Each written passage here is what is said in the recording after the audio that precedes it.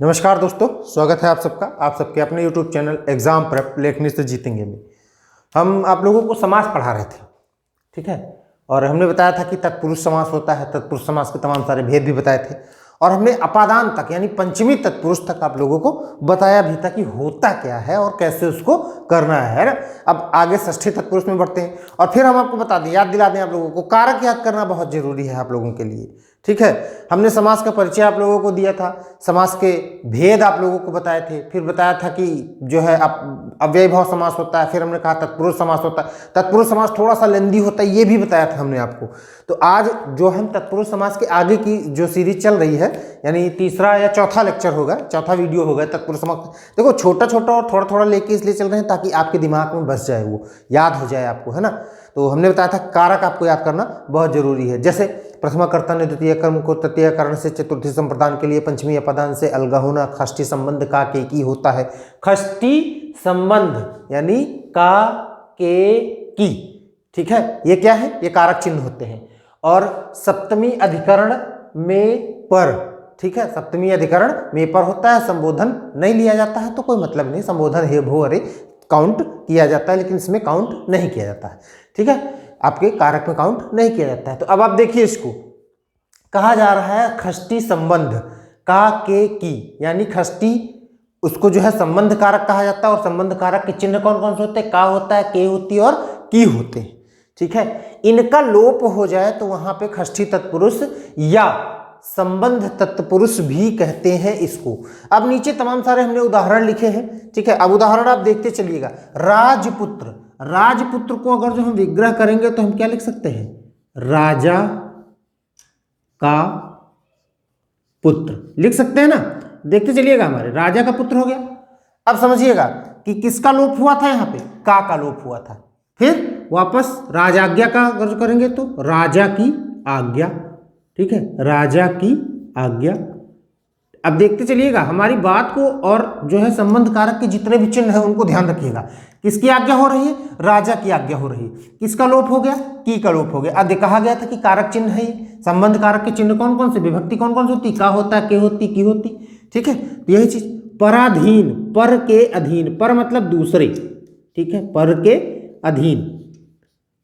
ये बहुत सरल चीजें हैं, कुछ भी कठिन नहीं है। हम हर क्लास में एक ही बात आप लोगों से कहते हैं कि कठिन कुछ भी नहीं है। आप सोच लें तो कठिन है और आप सोच लें तो सरल है। सारा खेल, सारा चीज जो है दिमाग का होता है और सोच का होता है। राजकुमार, राजा का कुमार, राजा का कुमार, ठीक है। देश रक्षा, देश की रक्षा, देश रक्षा मतलब देश की रक्षा, ठीक है। शिवालय, शिव का आलय, शिव का आलय यानी जहां पे शिव जी का वास हो वही क्या है? शिवालय है, ठीक है। गृह स्वामी, गृह स्वामी का मतलब होता है घर के, यानी गृह के स्वामी यानी घर का जो मालिक होता है, आपके पिताजी, माताजी, जो भी होंगे आपके घर के मालिक, देखिए, ठीक है। विद्या सागर, ठीक है, विद्या के सागर कह लो या विद्या का सागर कह लो, दोनों बातें एक ही है, ठीक है। गंगा जल यानी गंगा का जल, गंगा का जल। देखिए हर जगह जो है विभक्ति लगी हुई है, का, के, की, के, है ना, का, के, की, कोई भी विभक्ति लगी हुई है। जैसे देश की रक्षा, ठीक है, देश की रक्षा, यहाँ पे की विभक्ति लगी हुई, यहाँ पे का लगा हुआ। दीनानाथ, दीनों के नाथ, किसके? दीनों के नाथ, ठीक है। आनंद आश्रम, आनंद का आश्रम,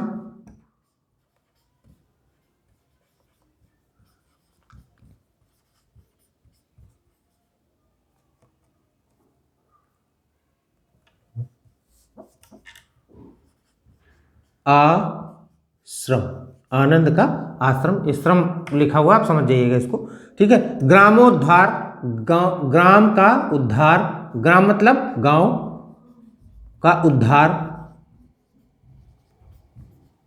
ठीक है।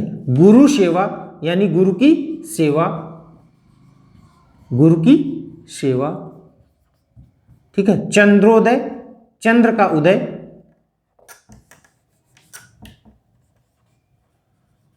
चंद्र का उदय, दया सागर यानी दया के सागर, ठीक है, दया के सागर।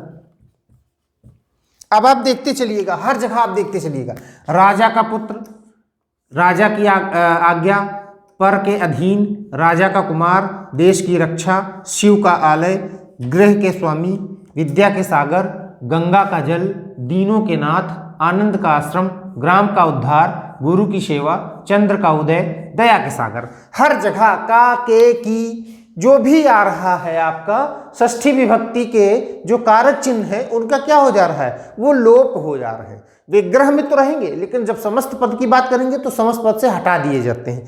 तो यही आपका कौन सा समास हो जाएगा, षष्ठी तत्पुरुष हो जाएगा। कोई भैया कसीदे पढ़ने की जरूरत नहीं है कि इसमें बहुत ज़्यादा दिमाग लगाना हो या बहुत ज़्यादा घुस के अंदर जाना हो। सीधी सी बात आप इतनी समझ लो, का, के, की जहाँ पे है उसको हटा के जो पद मिलता है उसे समस्त पद कहते हैं और उसको षष्ठी तत्पुरुष समास या संबंध तत्पुरुष समास कहा जाता है।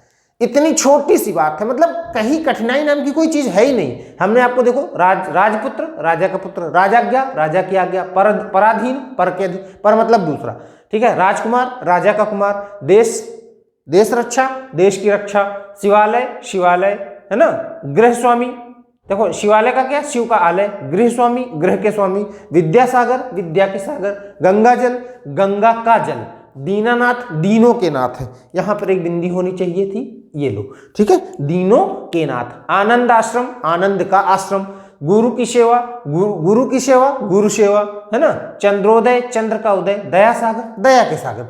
तो आप इस चीज को समझिए, बहुत छोटी सी चीज है, बहुत ज्यादा दिमाग लगाने की जरूरत नहीं है। और इसीलिए मैं एक छोटा छोटा वीडियो बना रहा हूँ, छोटी छोटी चीजें आपको बता रहा हूँ ताकि आपके दिमाग में घुस जाए। अगर जो आप इसे 5 बार देख लेंगे ना तो षष्ठी तत्पुरुष समास कभी भूल ही नहीं सकते हैं, ये मेरी गारंटी है इस चीज की।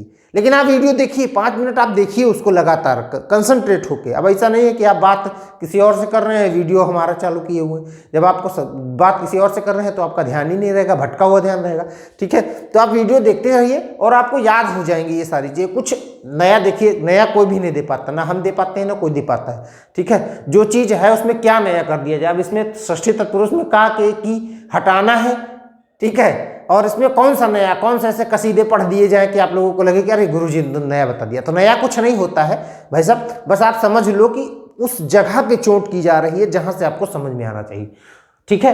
क्या चोट की जा रही है आपको अब तक हमने बता ही दिया है। सारे जितने भी आपको ये उदाहरण दिए गए हैं ये सारे के सारे पुरानी परीक्षाओं में पूछे गए प्रश्न हैं, ठीक है। चलिए यहां तक तो सबको बातें क्लियर हो गई होंगी, किसी को कोई दिक्कत या परेशानी नहीं होनी चाहिए, कोई गम भी नहीं होना चाहिए किसी को, ठीक है। षष्ठी तत्पुरुष तक आगे चलते हैं, सप्तमी तत्पुरुष की बात करते हैं।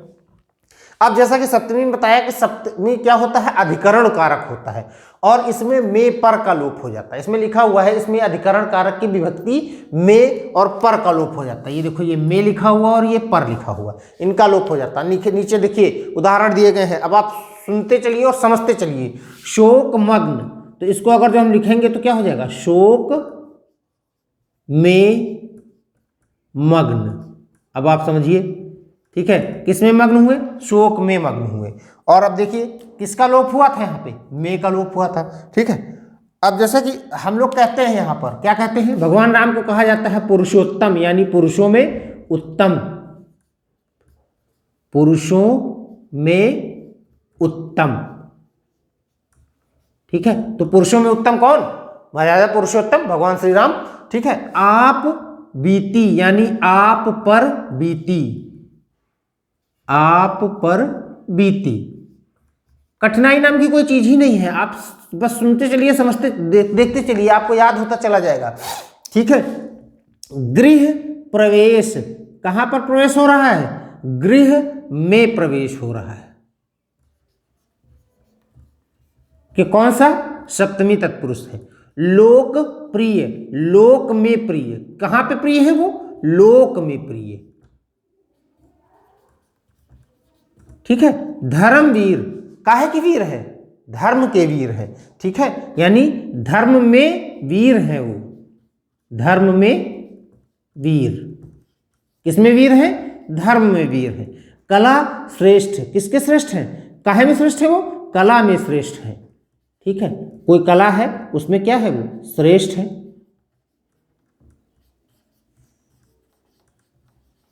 ठीक है, आनंद मग्न, आनंद में मग्न है, और यहां पर आनंद आश्रम था। ठीक है, क्या था, आनंद आश्रम, तो यह क्या हो जाएगा, आनंद में मग्न हो जाएगा। ठीक है, आनंद में मग्न, ऊपर क्या था, शोक में मग्न। ठीक है, नगरवास, ठीक है, कहां पे वास है, नगर में वास है, नगर में वास कर रहे हैं, वास मतलब रह रहे हैं। ठीक है, बात समझ में आ गई ना। वास को वास्तु से मत ले लीजिएगा, गांव में कही जाती है वासगिरी है, वो ओस होती है, वास नहीं होती है, समझिएगा इस चीज को। कर्म में निरत, ठीक है, कर्म में निरत, निरत का मतलब होता है लगा हुआ, कर्म में लगे हुए यानी अपने काम में लगे हुए हैं। कवि श्रेष्ठ यानी कवियों में श्रेष्ठ हो जाएगा, कवियों में क्या, श्रेष्ठ हो जाएगा। क्षत्रिय धम, क्षत्रिय धम हो जाएगा, तो क्षत्रियों में धम हो जाएगा, क्षत्रियों में अधम हो जाएगा, क्षत्रियों में अधम। ठीक है, कृषि प्रधान यानी कृषि में प्रधान, कृषि प्रधान कौन, कृषि में प्रधान कौन, भारत देश। ठीक है, दान वीर यानी दान में वीर हैं।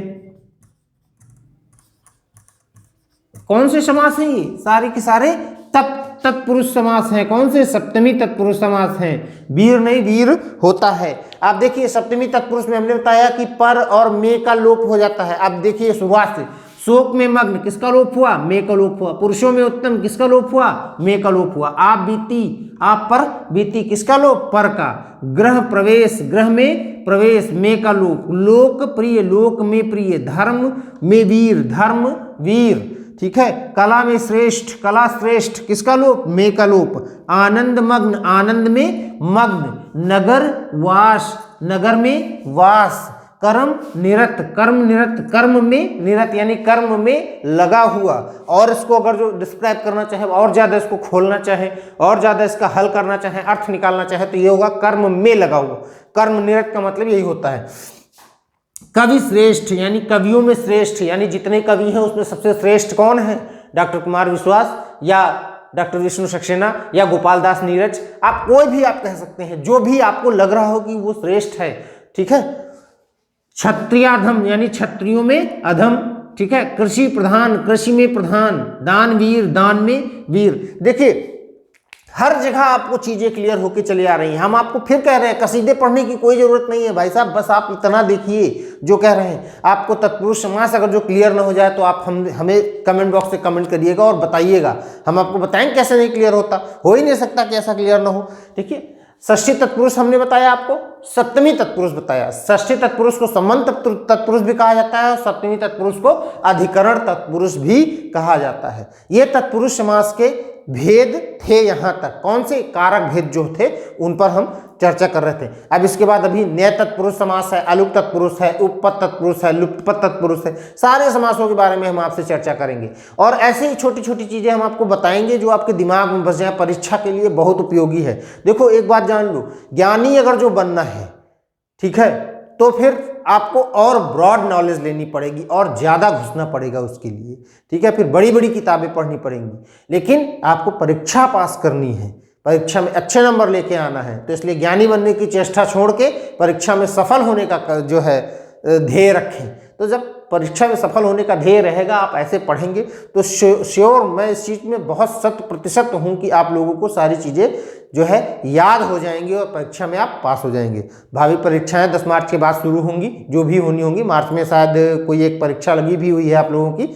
ठीक है, और दूसरी चीज़ ये है, चाहे यूपी ट्रिपल एससी हो, चाहे यूपी ट्रिपल एससी के थ्रू जो लेखपाल का होने वाला हो पीईटी के, या जीडी जो एसएससी जीडी वाले बच्चे होते हैं, उत्तर प्रदेश पुलिस वाले हैं, उत्तर प्रदेश एसआई वाले, सबके लिए उपयोगी है ये सारी चीज़ें। सब में पूछी जाती हैं। हिंदी जहाँ जहाँ भी आती है, आपके मध्य प्रदेश के जो एग्जाम्स होते हैं वहाँ पर भी, राजस्थान के जो होते हैं जहाँ पर हिंदी आती है, आपको हिंदी पूछे, उत्तराखंड में जहाँ पर हिंदी पूछी जाती है वहाँ पर आप जो है इसका प्रयोग कर सकते हैं। इसके लिए आप देख सकते हैं उपयोगी है ये वीडियो आप लोगों के लिए। ठीक है, और आप लोगों का अपना प्रिय चैनल एग्जाम प्रेप लेखनी से जीतेंगे। लाइक से सब्सक्राइब करते रहिएगा, प्यार स्नेह दुलार दिखाते रहिएगा। अगले वीडियो में हम आपसे फिर मुलाकात करेंगे। यदि किसी भी प्रीवियस वीडियो को आप देखना चाहते हैं तो हमारे डिस्क्रिप्शन बॉक्स में लिंक पड़े हुए हैं, आप वहां सीधे जाकर जो है देख सकते हैं। अगले वीडियो में फिर मिलेंगे, तब तक के लिए धन्यवाद।